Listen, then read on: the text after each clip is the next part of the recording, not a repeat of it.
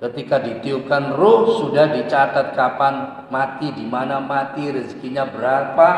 Dan kata Rasulullah, manusia nggak akan mati kecuali rezekinya sudah habis. Assalamualaikum warahmatullahi wabarakatuh. Innal hamdalillah nahmaduhu wa nasta'inuhu wa nastaghfiruh wa na'udzu billahi min shururi anfusina wa min sayyiati a'malina. Innahu may yahdihillahu fala mudilla lahu wa may yudlil fala hadiya lahu. Shalatan wa salaman daimain mutalazimain ala Rasulillah wa ala alihi wa ashabihi wa man da'a bida'watihi ila yaumil qiyamah. Amma ba'du. Alhamdulillah, para jamaah Bapak Ibu yang dimuliakan Allah, pagi ini Allah masih melimpahkan nikmatnya, rahmat hidayahnya kepada kita semua, sehingga kita diberikan kemampuan untuk bersama-sama hadir menyambut seruan Allah, sholat subuh berjamaah, sekaligus kita meneladani ayat-ayat Allah. Pada pagi hari ini kita akan mendalami bersama tentang halawatul iman, tentang nikmatnya, manisnya iman. Para jamaah Bapak Ibu dimuliakan Allah, sebagaimana kita ketahui bersama bahwa dalam hidup ini banyak rintangan, tantangan, hambatan, ujian demi ujian. Untuk menghadapi semua rintangan, tantangan, ujian hidup ini, kita sebagai orang beriman diberikan banyak bekal oleh Allah. Di antara bekal yang paling utama bagi kita semuanya untuk menghadapi semua ujian, tantangan, rintangan hidup itu adalah al-iman. Adalah iman, merupakan silahul mukmin al-qawi, merupakan senjata seorang beriman yang paling kuat. Bahkan senjata yang paling utama adalah iman. Karena itu kita lihat bagaimana para nabi, para rasul itu menghadapi tantangan amat sangat berat. Bahkan memulai untuk berdakwah itu sendirian, lawan seluruh dunia. Tentu itu bukan hal yang ringan. Sampai ada yang dibakar hidup-hidup seperti Nabiullah Ibrahim, dikejar-kejar mau dibunuh, seperti Nabiullah Musa mau disalib, seperti Nabi Isa dan lain sebagainya. Ada yang diboikot, ada yang diusir, ada yang dikeroyok, ada yang disantet, berbagai macam tantangan hidup. Tapi beliau selalu diberikan kemenangan oleh Allah dengan silahul iman, itu dengan senjata iman. Bagaimana supaya kita mampu menghadapi semua tantangan-tantangan tersebut? Maka iman kita haruslah sampai punya keyakinan penuh annal ajal biyadillah, bahwa sebenarnya kematian itu ada di tangan Allah, bukan di tangan yang lain. Sehingga kita tidak terlalu ekstrim dalam takut. Biasanya orang, semua manusia itu takut mati, takut meninggal. Padahal mati, padahal meninggal itu sudah dicatat, sudah ditakdirkan oleh Allah. Hanya penyebabnya saja beda-beda. Tapi mati itu sudah pasti dihadapi orang yang hidup. Allah Subhanahu wa taala berfirman dalam surat At-Taubah, A'udzu billahi minasyaitonir rajim. Qul la yusibana illa ma kataballahu lana huwa huwa maulana wa 'ala Allahi falyatawakkalul mu'minun. Surat At-Taubah ayat 51. Katakanlah Muhammad, la yusibana, tidak akan pernah menimpa kami illa ma kataballahu lana, kecuali memang sesuatu itu sudah ditakdirkan oleh Allah untuk kita. Allah untuk kita. Huwa maulana, dialah Allah pelindung kita. Wa 'alallah falyatawakkalul mu'minin, dan hanya kepada Allah falyatawakkalul mu'minun. Orang-orang yang beriman akan bertawakal, berserah diri kepada Allah. Penyebab kematian itu memang banyak. Seringkali ya karena sakit. Kalau tidak sakit biasanya ya tabrakan atau ditabrak kalau zaman sekarang. Kita hati-hati kayak apapun, yang lain belum tentu hati-hati. Kalau sudah waktunya meninggal, di dalam kamar masih sehat, segar bugar pun ya mati. Ada yang sedang khutbah mati, sedang ngajar mati juga. Ada yang kelelekan ya mati, keracunan mati juga. Ada yang sedang dansa, joget-joget mati. Ada yang sedang di puncak karirnya ya mati, sedang nyanyi, artis terkenal mati juga. Ada yang perang di medan tempur, setiap hari berperang sampai tubuhnya ini penuh dengan sabetan pedang, penuh dengan luka, kena tombak seperti Khalid bin Walid, tapi tidak mati di medan perang, mati di ranjang.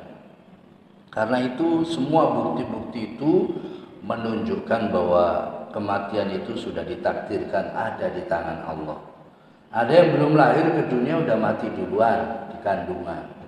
Ada yang baru lahir baru mati. Ada waktu remaja, ada yang waktu pemuda, ada yang waktu dewasa, ada yang tua ya udah mati-mati. Yang sakit menaun sampai anak-anak dan saudaranya didoakan mati, gak mati-mati. Tapi yang pingin umurnya panjang mati duluan. Ini bukti-bukti tak terbantahkan. Annal ajal biyadillah. Wa ajal, kematian itu sudah di tangan Allah, sudah ada catatannya. Maka seorang yang beriman insya Allah dengan keyakinan seperti ini, yataharrarul mu'min minal khauf, maka seorang beriman akan terbebas dari rasa takut yang berlebihan, sehingga positif, terus berbuat positif, berbuat baik, berbuat benar, apapun resikonya dia tidak akan takut, karena dia tahu semua tidak akan ada masalah, semua hanya terjadi dengan izin Allah. Ada yang meninggal, dia sedang bepergian, lagi sehat-sehatnya, lagi duit banyak. Karena apa? Dia pergi naik jet pribadi, duitnya banyak, tiba-tiba jetnya jatuh di pegunungan. Naik Boeing 747, naik pesawat terbangnya terbakar, itu juga banyak.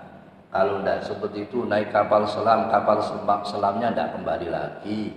Kayak kasus kapal selam yang kemarin itu nggak ditemukan juga sampai sekarang, sampai juga krunya tidak ketemu sampai sekarang. Ada yang karena COVID, ada yang meninggal, tapi ada yang tidak meninggal walaupun COVID begitu sangat ditakuti. Ini kita masih segar bugar. Yang lain yang sudah waktunya ya berangkat sudah duluan. Inilah para jamaah sekalian, maka kita boleh saja takut pada kematian, tapi nggak boleh menghalangi kita untuk berbuat baik karena takut. Kenapa? Ya karena kematian di tangan Allah. Kalau semuanya aman, ada yang tiba-tiba gunung meletus, ada yang karena tsunami, ada yang karena longsor, dan banyak hal yang lain. Seorang yang beriman tidak akan takut dengan semua itu, karena semua itu cuma penyebab. Hakikat kematian di tangan Allah. Sehingga kalau kita lihat seluruh nabi, seluruh para rasul itu tidak ada yang takut dengan kematian itu, walaupun tantangan rintangan sangat berat yang dihadapinya.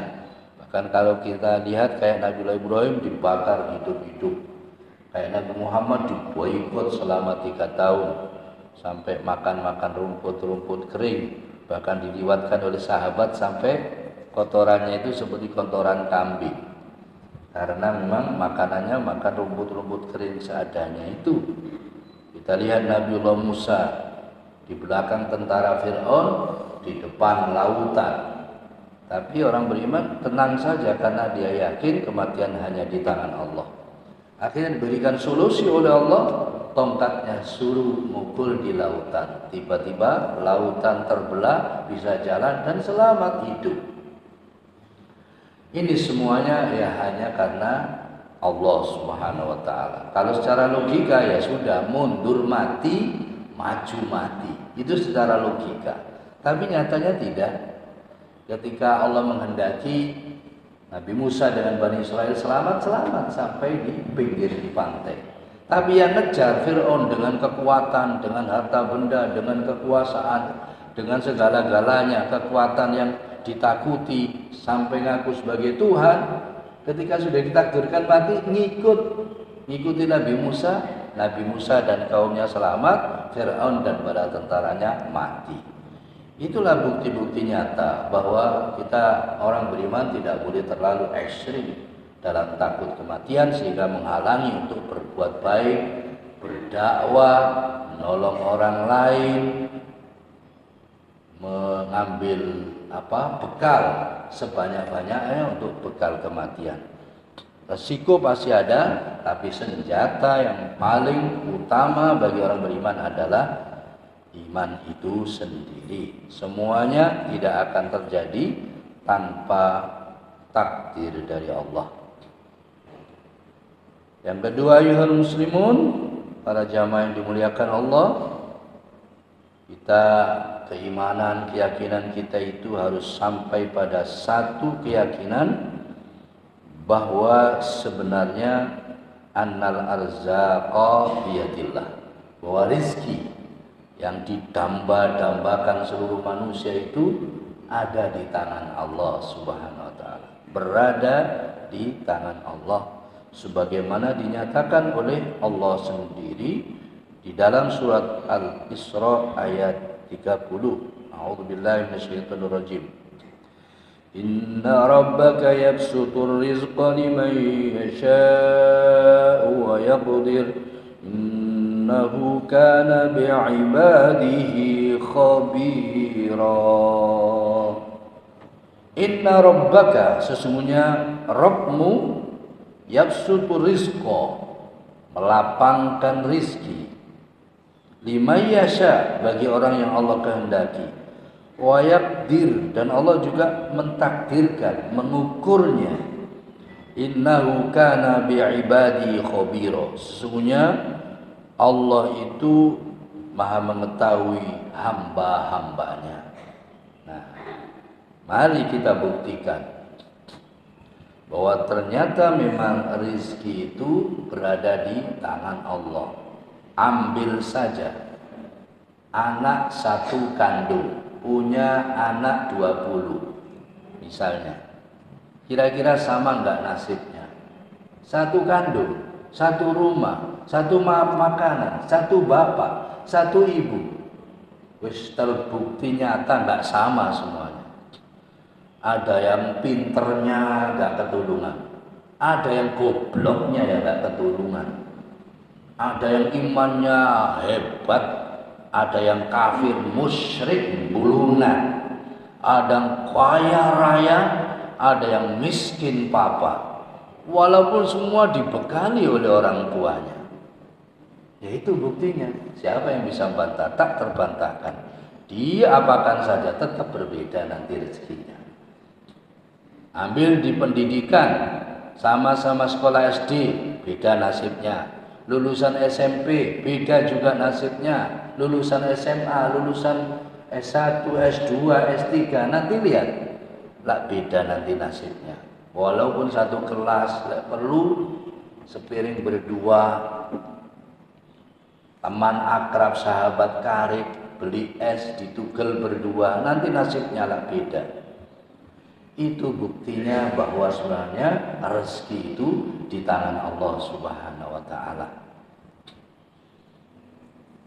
Jualan pentol, sama-sama jualan bakso, satu jeragan, keliling gitu, rasanya sama. Ya, rezekinya yang berbeda. Pekerjaan bisa ditiru, tapi rezeki tidak bisa ditiru. Seandainya pekerjaan itu menyangkut rezeki, maka tinggal niru gampang. Ada tukang bakso kaya, jualan bakso. Ada tukang kerupuk kaya, jualan kerupuk. Ada orang properti kaya, jual properti. Tapi sebaliknya kalau nggak ada rezeki di situ, dia apakan saja tetap bangkrut, bangkrut, bangkrut lagi. Makanya kita hanya punya hak untuk usaha dan berdoa. Selebihnya hanya Allah yang mentakdirkan. Kan ada orang yang sudah siap-siap mulai muda nyelengi sampai punya rumah 100, mobil 50, pabrik 1000. Kalau sudah takdirnya diambil oleh Allah, ya tiba-tiba habis gitu saja. Belum meninggal sudah bangkrut, sudah mati ngenes. Karena takdirnya seperti itu. Ada yang kebakaran, ada yang ditipu orang, dan macam-macam penyebabnya. Tapi intinya memang sudah ditakdirkan diambil rezekinya ketika sebelum meninggal. Dan sebaliknya, mulai kecil susah, berat, menderita, kepepet terus. Tiba-tiba ketemu kita 10 tahun mendatang sudah jadi bos hebat, bangun 10.000 masjid seluruh dunia misalnya, bangun pesantren 100.000 pesantren seluruh dunia.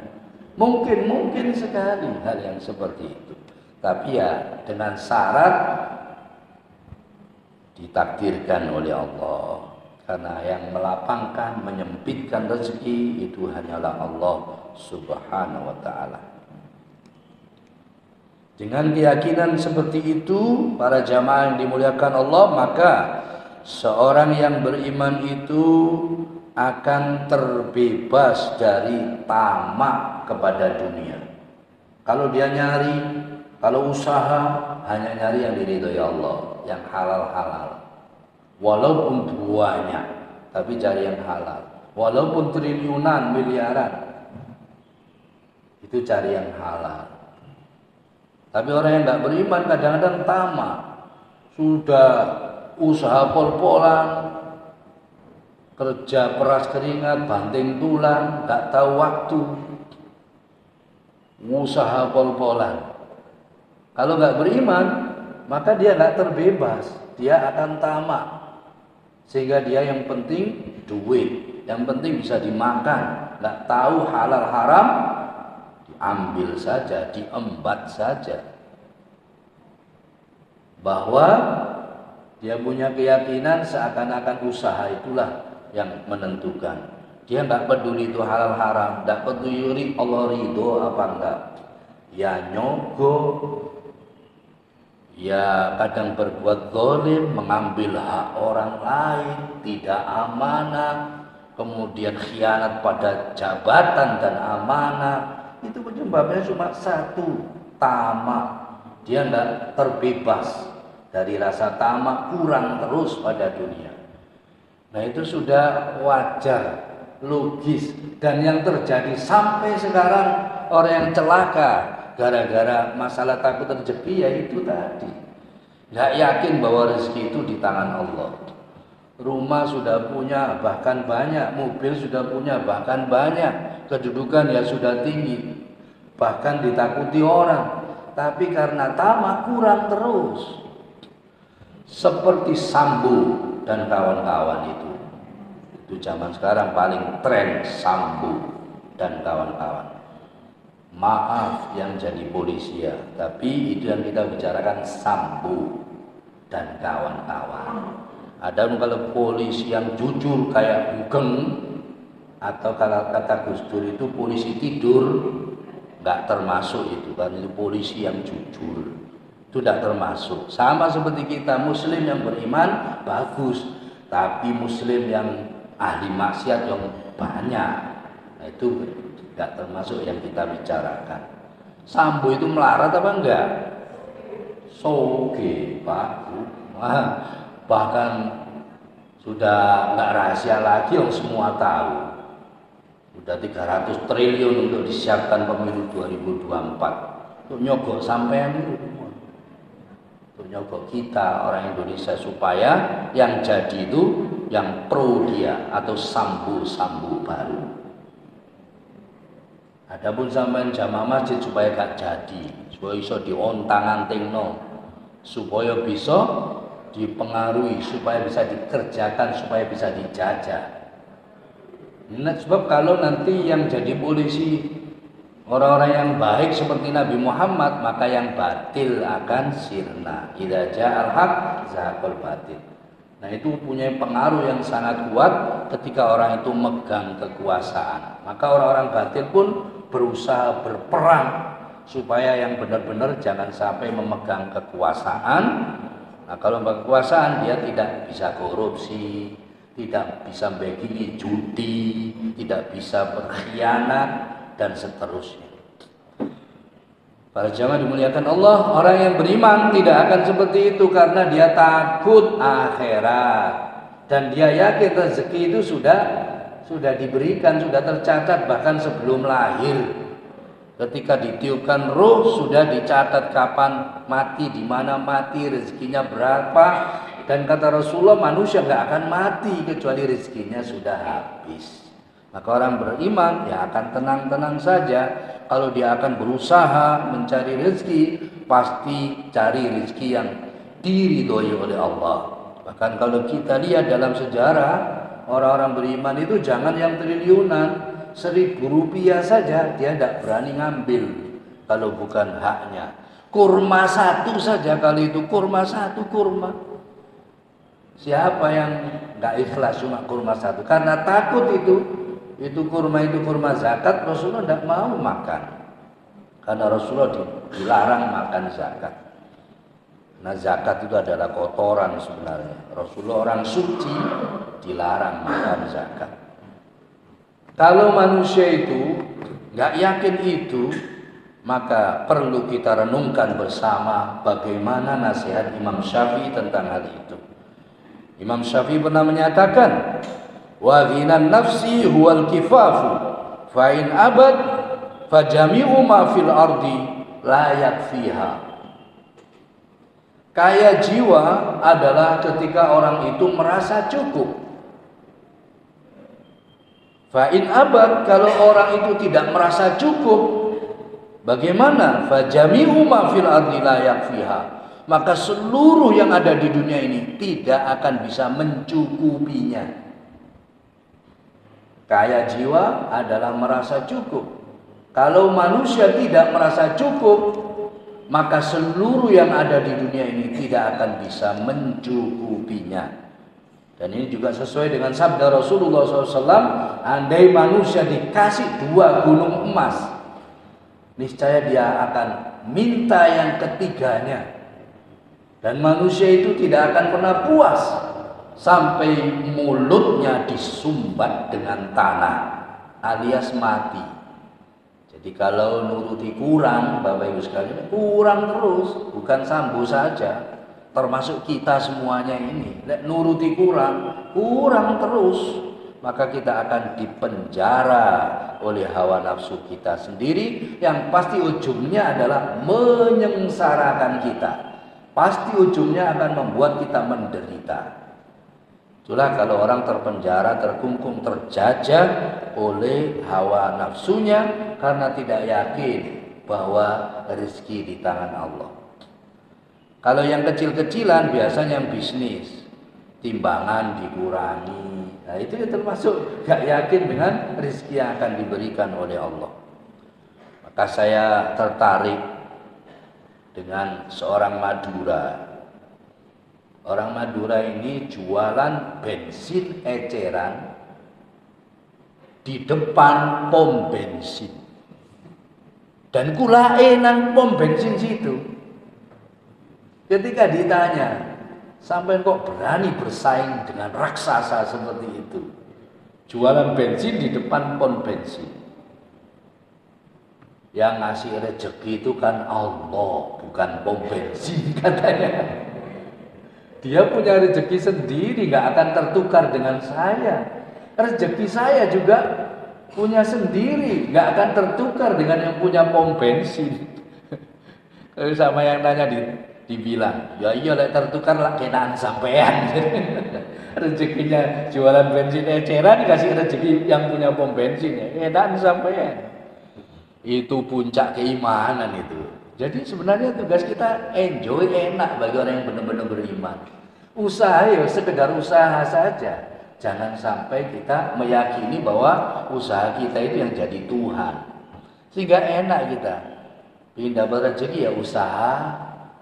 Jualan apa? Bensin eceran, jualan puhung, jualan apa gitu. Kalau melamar kerjaan susah sekarang misalnya, ya apa saja yang bisa jual atau nanam apa. Apalagi sekarang rezeki tambah mendunia. Kelas milenial anak-anak kita ini udah banyak. Yang SD kelas 6 wis punya karyawan, SMP kelas 3 sudah punya karyawan. Karena kerjanya di laptop atau di gadget. Beberapa teman saya itu kerjanya di Bogor anaknya. Akhirnya kerjanya di rumah ya di sana di Pabean. Kenapa? Lu anak selalu pulang. Iya karena kerjaannya bisa dikerjakan dari rumah. Loh gimana? Iya lewat laptop. Jadi merintahkan anak-anak buahnya, marah-marahi anak buahnya ya lewat laptop saja. Dan ada juga yang hanya dengan YouTube. Ada yang jadi karyawan perusahaan di Amerika karena masarkan di sini lewat laptop. Jadi sekarang tambah jalan rezeki ya tambah meluas mendunia untuk anak-anak milenial. Bagi kita ya mungkin ke ladang nanam puhung atau apa gitu yang tani kan gak nututi sudah ngejar kerjaan anak milenial gak nyambung kita ini. Yang bisnis yang ngajar banyak pintu rezeki, yang penting halal. Selebihnya sudah serahkan Allah. Rezeki tidak akan tertukar. Karena apa?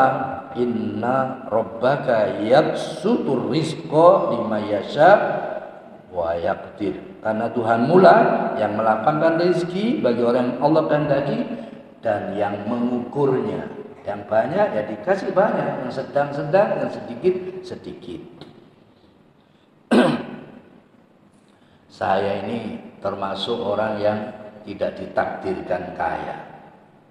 Kenapa? Karena perasaan saya itu agama wis tak pasang bagus-bagus, doa tak pasang bagus-bagus, usaha tak pasang bagus-bagus. Bahkan ilmu yang orang belum menjangkau, saya sudah menjangkau.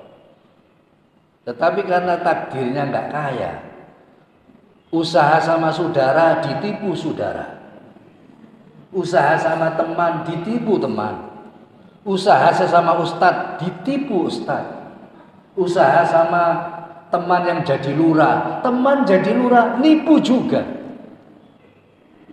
Masya Allah, aku gak ditakdirkan usaha kali sama Allah ini suruh ngajar aja, wis ngajar aja. Milih bisnis yang paling aman, jual beli tanah, tanahnya dijual lurah nggak bilang. Padahal lurahnya itu teman akrab waktu SMA. Kita wis cari yang paling aman, boleh lurahnya teman, dia yang ngajak. Ini 4.000 meter, nek sekarang sudah laku 2 juta per meter. Berapa itu? 8 miliar ya. 4.000 meter sana dekat jalan Surabaya Malang. Itu sudah 8 miliar. Lek niat saya dulu waktu muda supaya nanti tidak tamak, lek ngajar nggak harap-harap amplope. Ya paling isinya saja. supaya nggak tamak, supaya kita sudah punya dana, supaya nggak arep-arep undangan. Nah, kita sudah sediakan itu. Tapi memang belum ditakdirkan Allah. Sudah kita pasang semua secara keamanan segala macam, dijual sama lurah, nggak bilang kita. Anda itu punya saya sekarang sudah jadi 8 miliar, bagi saya udah banyak, nggak perlu Arab-Arab lain-lain, sudah tinggal dakwanya tok. Tapi ya memang belum takdirnya, ya dijual nggak bilang. Ketika ditanya ya ngapunten, ngono tok, ngapunten. Ternyata lurah itu juga sudah menjuali tanah penduduknya, termasuk punya saya. Ketika mau kita sita rumahnya, udah disita sama orang semuanya, nggak punya apapun dia. Akhirnya nggak uman apa-apa kita. Ya, tinggal pasrah kepada Allah. Dan yang terakhir saya bilang, karena sampai niatnya jelek, walaupun teman saking bagusnya seperti saudara dengan saya, dengan keluarga saya. Kalau sampai mau nyaur di dunia tak tunggu, dan itu lebih baik, karena sampai niatnya jelek dari awal. Tapi dia sampai tidak nyaur di dunia, maka nanti sampai harus nyaur di akhirat. Itu kita bilang begitu saja supaya hati plong, tenang. Sampai kapanpun tanah itu adalah tanah milik saya sampai di akhirat nanti. Silahkan sampai nyaur di dunia atau nyaur di akhirat. Nah, itu contoh-contoh yang nyata Bapak Ibu sekalian. Memang kalau sudah belum rezeki kita ucul, enggak gak dijual lurah ya dijual yang lain. Kan gitu. Gak ditipu lurahnya ya ditipu yang lain. Itu tidak akan terbantahkan bahwa memang rezeki itu di tangan Allah. Kita boleh niru, kita bisa usaha seperti orang lain usaha, tapi rezekinya yang berbeda sesuai takdirnya Allah Subhanahu wa ta'ala. Bagi orang yang yakin rezeki di tangan Allah, tidak akan tamak terhadap dunia, sehingga tidak akan terpedaya menderita karena dunia, karena ubur-ubur dunia. Dia akan ikhlas, dia akan rela, dia akan husnudon kepada Allah bahwa inilah memang rezeki yang ditakdirkan untuk saya. Sedangkan memang kata Rasulullah, kata Imam Syafi'i tadi, kalau nuruti kurang, jangan cuma triliunan, jami'u ma fil ardi la yakfiha. Seluruh dunia ini tidak akan bisa mencukupinya. Para jamaah Bapak Ibu sekalian, agar supaya iman kita itu bisa membentengi kita juga, kita harus yakin bahwa annallaha ma'aka yasma'uka wa yaraka wa ya'lamu sirraka. Iman kita itu harus sampai pada satu keyakinan bahwa Allah itu bersamamu, bahwa Allah itu mendengarmu, bahwa Allah itu melihatmu, dan bahwa Allah itu mengetahui rahasiamu. Kalau orang sudah punya iman sampai seperti ini, ya insya Allah aman. Insya Allah yataharraru al-mu'min minal hawa, akan terbebas dari pengaruh hawa nafsu yang sering menjerumuskan manusia, baik itu karena harta, baik itu karena kedudukan, atau baik karena wanita atau karena pria. Nah, ini semua kalau dia harus punya keinginan, maka dia akan nanya, mau zina misalnya, gak ada orang di kamar, cuma berdua, kesempatan. Apalagi kita cuma berdua, bukan di Rumput Harapan, di Kutub Utara. Siapa yang tahu? Orang jamaah Rumput Harapan gak akan tahu. Kalau di Rumput Harapan nanti ketahuan, gengsi, Ustadz kok zina, Ustadz kok pacaran. Kita sekarang sedang berdua di Kutub Utara, gak ada orang tahu. Bagi orang yang gak yakin adanya Allah. Tapi bagi orang yang yakin adanya Allah, mau zina di Kutub Utara atau di langit ketujuh misalnya, kan dalam nyanyian gitu Bu ya, kita berdua di Gunung Fujiyama atau berdua di udara kan di tengah laut. Nah bagi orang yang beriman gak aman. orang nggak ada tahu, orang tua nggak tahu, tonggo nggak tahu, dulur guru nggak tahu, relasi nggak tahu. Wong di kutub utara berduaan di dalam kamar yang itu kuncinya sampai 7 misalnya, pintunya bentengnya sampai 7, aman, nggak ada orang tahu. Orang beriman nggak akan begitu. Lah semua orang seluruh dunia nggak tahu, tapi Allah tahu. Woro, wis dik, wis sayang, jangan berzina, ini Allah tahu, Allah melihat itu. Kita nikah saja, ngono, nikah, aman wis, masih di Rogo Jaya wis tenang saja, nggak khawatir apapun karena sah, halal. Begitu juga harta benda, kita bisnis atau kita apapun, dapatnya misalnya 5.000 triliun. Wah, nggak ada orang tahu bahwa kita ini dapat dari hasil haram. Akan dia ambil setelah dapat 5.000 triliun, yang 1 triliun digunakan ngumrohkan ustadz se-Indonesia. Kira-kira aman nggak? Kiai-kiai ustadz dibayari, masing-masing KI 1 miliar aja. Langsung Pak Yai itu cep, Bapak bisa gak iso ngomong lek dikai 1 triliun. Ustadz termasuk Ustadz Fadil langsung cep, pura-pura garu malian. Apalagi pondoknya dibangun no tingkat 7, jalani di aspal no. Wih, banyak kasus. Masih mateni wong Islam 6 laskar FPI. Cep, ustadz, kiai, ulama gak wani ngomong. Mungkin kecipratan. Makanya kalau barang-barang tidak jelas, ustadz, kiai, ulama, dai jangan mau ambil. Lek mau ambil gak wani ngomong kebenaran, tidak mau jujur. Ada orang dapat 5.000 triliun, dintekno 1 triliun wis. Waduh, bangun kayak ini masjid sudah dapat berapa? Lek mau ngumrohna ustad diumrohna, kiai diumrohna, santri diumrohna, fakir miskin diumrohna, langsung jadi pahlawan dia. Orang paling dermawan. Tapi orang yang jujur tahu, Allah dia itu duit haram, gak kagum. Tapi berapa ustadz yang seperti itu? Ulama, dai, orang yang seperti itu. Biasanya harus dikei, harus meneng cepis. Ada orang Kristen bagi-bagi 5 jutaan, aja langsung dicium-cium tangan kok. Pondok-pondok, ya itu jatahnya. Ini sebentar lagi, mau pemilu ini. Ustadz-ustadz yang gelem langsung sugih dada. Ditekani orang-orang tidak jelas karena ingin dipilih.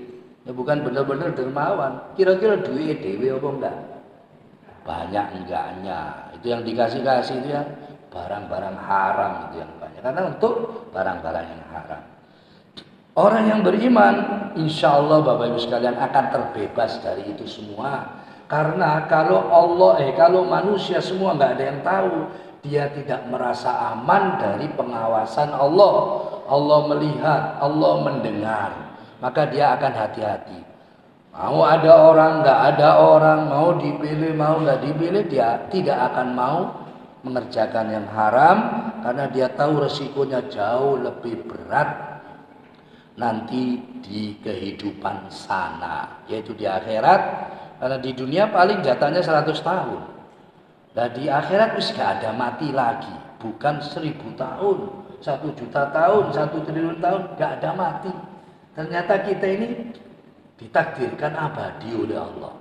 Mati cuma pindah tok sebentar. Sampai nangis-nangis biasanya sedino, 2 dino, 3 dino. 40 hari selali bisa. Tapi 7 dino sudah lupa. Pindah sampai tinggal dari kuburan seret bangun sudah dibangunkan, dimintai tanggung jawab semua perbuatannya di dunia. Enak selama-lamanya di surga. Tapi kalau tidak enak, menderita dan menyesal selama-lamanya di neraka. Maka orang beriman daripada sengsara di neraka atau di akhirat, mendingan dia menderita di dunia. Karena seluruh penderitaan apapun di dunia ini nggak ada masalah, nggak ada apa-apanya kalau dibandingkan dengan penderitaan di akhirat. Seharusnya setiap orang beriman itu keyakinannya sampai seperti itu, sehingga aman, dirinya aman, keluarganya aman, masyarakatnya aman, bangsa dan negaranya pasti aman. Kalau rakyatnya jujur-jujur, baik-baik, seperti itu, beriman seperti itu, aman. Insya Allah polisi yang nganggur, karena tidak takut polisi. Polisi nek tahu nangkap, polisi tidak tahu atau tidur atau pergi, maka maling, rampok, segala orang maksiat bisa melakukan. Tapi kalau orang sudah takutnya sama Allah, mbok polisi di dalam rumahnya, di dapurnya, di kamarnya, temannya ngelihat, dia nggak takut sama polisi.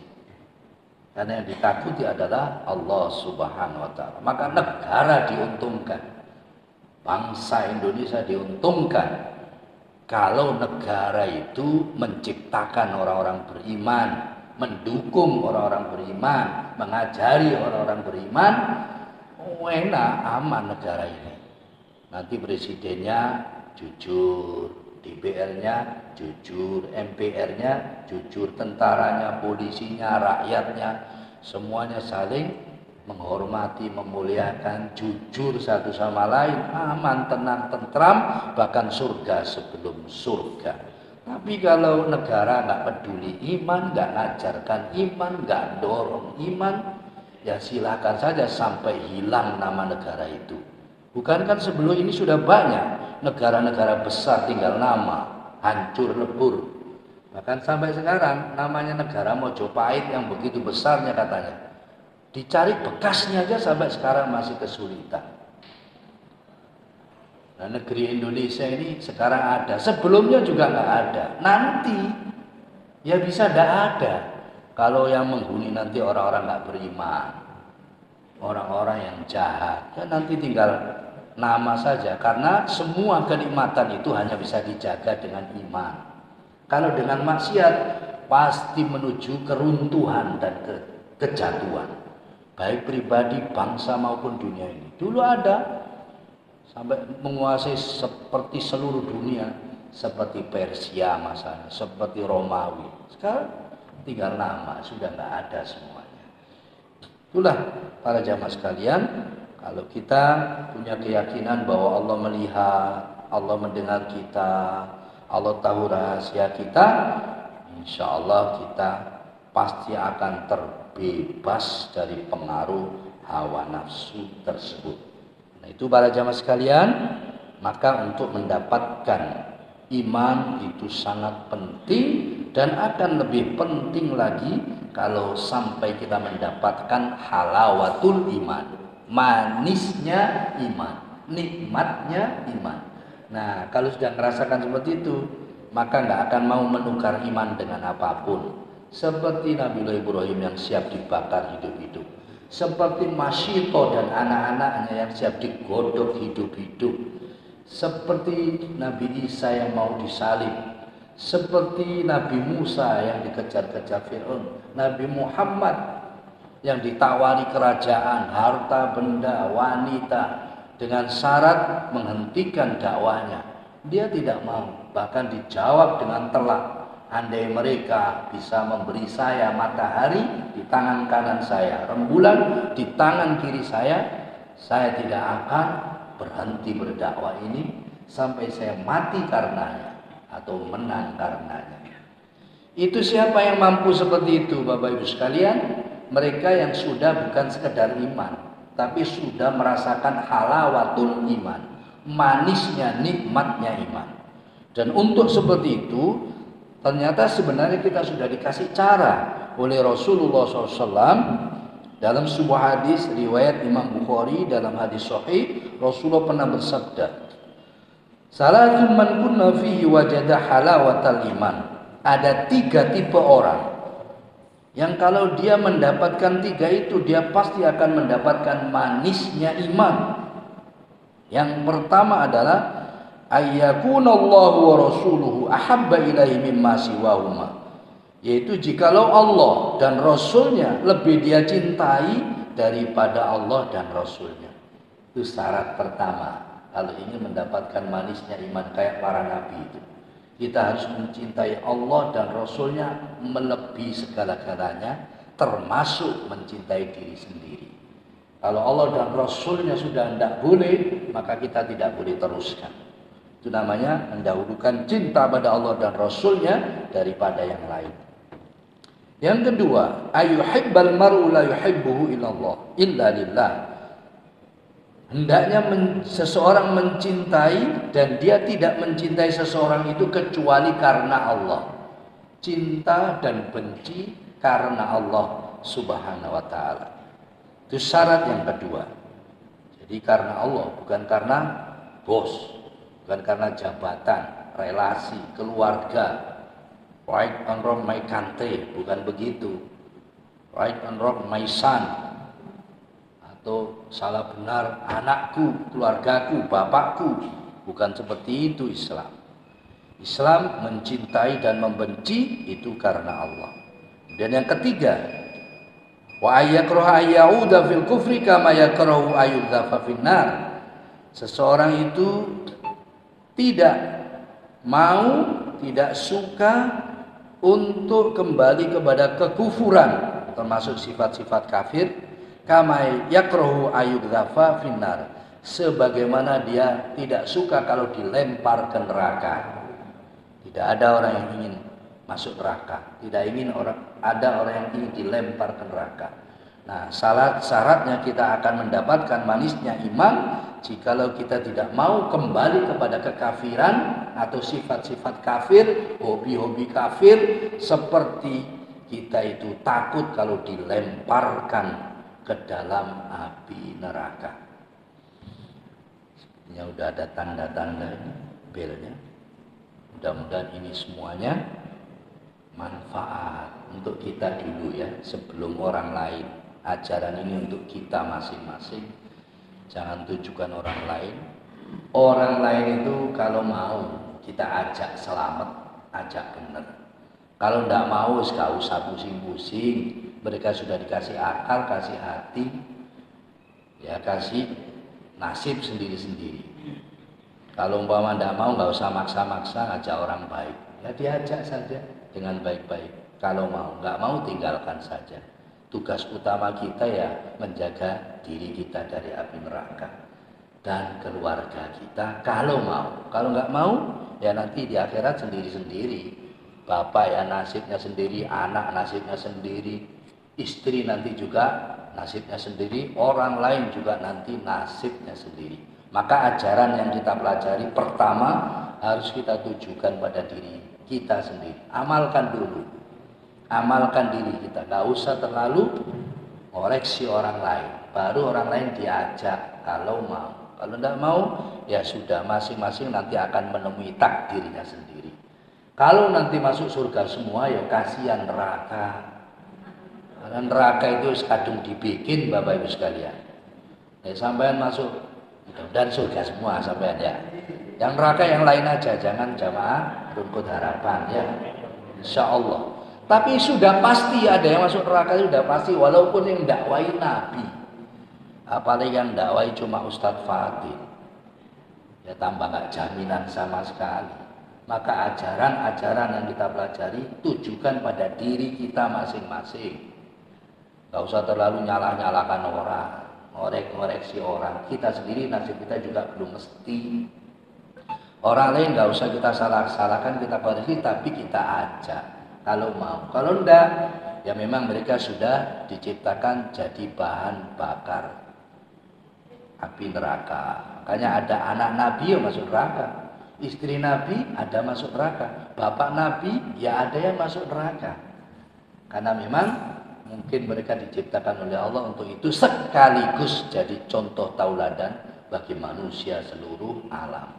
Bahwa di tangan orang yang soleh pun kalau nggak soleh, di tangan orang bertakwa kalau nggak takwa, nasibnya juga mengerikan, yaitu diancam dengan api neraka. Dan sebaliknya, anak-anak orang kafir kalau beriman, bertakwa, akhirnya juga menjadi penghuni surga. Mudah-mudahan Bapak Ibu sekalian, semua kita ditakdirkan oleh Allah jadi penghuni surga. Amin ya rabbal alamin. Hidup ini mudah-mudahan kita diberikan kesuksesan selama-lamanya, sehat, segar, bugar, jaya dan masuk surga. Amin ya rabbal alamin. Sebelum kita tutup dengan doa, ada permohonan dari saudari kita Ibu Kusu Silowarti. Beliau sedang sakit. Dia memohon doa kepada kita supaya diberikan kesembuhan. Insyaallah doa-doa kita semua atau di antara kita semua ada yang diijabah, dikabul oleh Allah. Mari kita doakan supaya Ibu Kusu Silowarti ini diberikan kesembuhan yang bagus, yang baik, yang total, tidak meninggalkan penyakit dari Allah Subhanahu wa taala. Amin ya rabbal alamin. Al-Fatihah. A'udzubillahi minasyaitonir rajim. Bismillahirrahmanirrahim. Alhamdulillahirabbil alamin arrahmanir rahim maliki yaumiddin. Iyyaka na'budu wa iyyaka nasta'in. Ihdinas siratal mustaqim. Shiratal ladzina an'amta 'alaihim ghairil maghdubi 'alaihim. Amin. Sekalian, mari kesempatan ini kita gunakan doa bersama-sama. Semoga yang sakit semua disembuhkan. Semoga yang berusaha diberikan kelancaran. Semoga yang sedang belajar kuliah juga diberikan kemudahan, kelancaran, kesuksesan oleh Allah. Dan semoga yang belum mendapatkan jodoh semuanya diberikan jodoh yang terbaik oleh Allah. Sekaligus mudah-mudahan kita nanti dikumpulkan bersama-sama lagi di surga Allah. Amin ya rabbal alamin. Allahumma shalli wa sallim ala nabiyyina Rasulillah Muhammadin wa ala alihi wasallam. Alhamdulillahi rabbil alamin. Dayyaka ni'amahu wa yakfi masjid ya rabbana. Lakal hamdu kama yanbaghi li jalali wajhika 'azim sultanik. Allahumma inna dhalamna dhulman katsiran wa la yaghfiru dhunuba illa anta. Ighfir lana maghfiratan min 'indik warhamna innaka antal ghafurur rahim. اللهم حسن مقاصدنا اللهم زدنا علما نافعا كثيرا وعملا متقبلا ورزقا واسعا حلالا طيبا مباركا برحمتك يا ارحم الراحمين اللهم لا تدع لنا ذنبا الا غفرته ولا عيبا الا سترته ولا هما الا فرجته ولا دينا الا قضيته ولا مريضا الا شفيته ولا حاجه من حوائج الدنيا والاخره لك فيها رضا ولنا فيها صلاه قضيتها ويسرتها يا رب العالمين ربنا لا تؤاخذنا إن نسينا وأخطأنا ربنا ولا تحمل علينا إصرا كما حملته على الذين من قبلنا ربنا ولا تحملنا ما لا طاقة لنا به واعف عنا واغفر لنا وارحمنا أنت مولانا فانصرنا على القوم الكافرين ربنا آتنا في الدنيا حسنة وفي الآخرة حسنة وقنا عذاب النار وقنا عذاب النار وقنا عذاب النار سبحان ربك رب العزة عما يصفون وسلام على المرسلين والحمد لله رب العالمين. Jamaah sekalian, yang benar itu dari Allah, mari kita teladani bersama-sama. Ada salah, ada kurangnya, itu dari saya pribadi, mohon maaf sebesar-besarnya. Kita akhiri dengan doa kafarah. Subhanakallahumma wa bihamdika asyhadu an la ilaha illa anta astaghfiruka wa atubu ilaik. Wassalamualaikum warahmatullahi wabarakatuh.